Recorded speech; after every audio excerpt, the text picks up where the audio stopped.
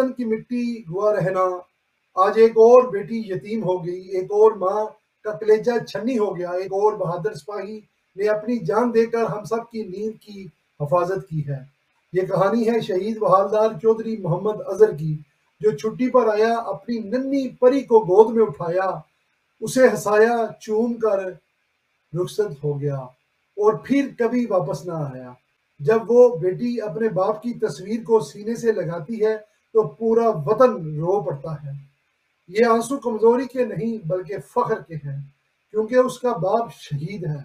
उसने अपनी जान दी मगर वतन की मिट्टी पर आंच नहीं आने दी। ये फौज, ये जज्बा, ये वर्दी, ये महज एक नौकरी नहीं, ये कुर्बानी की जिंदगी है। बलोचिस्तान की चट्टानों पर, फाटा के पहाड़ों पर, दहशत गर्दी के अंधेरों में हमारे जवान दिन रात लड़ रहे हैं। कोई सर्दी की रातों में मोर्चे में जाग रहा है और कोई गर्मी में सीने से तर दुश्मन की गोलियों का सामना कर रहा है। और हम इनकी बदौलत सुकून की नींद सोते हैं। लेकिन अफसोस, कुछ लोग आज जो इन मुहावजों के खिलाफ बोलते हैं, इनके खून को भूल जाते हैं, जो दुश्मन की जबान बोलते हैं, जिन्हें अपने वतन की खुशबू भी गैर लगती है।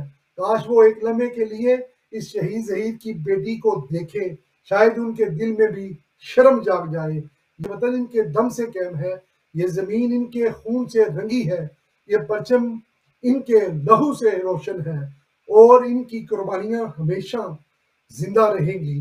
शहीद जहीद जैसे सिपाही न सिर्फ वतन की मिट्टी का फख्र है, शहीद मरते नहीं, ये हमेशा जिंदा रहते हैं। हर लहू की बूंद में, हर सांस में, पाकिस्तान जिंदाबाद के नारे में, वतन की मिट्टी हुआ रहना। हम अपने शहीदों को भूले नहीं, ना भूलेंगे। पाकिस्तान जिंदाबाद।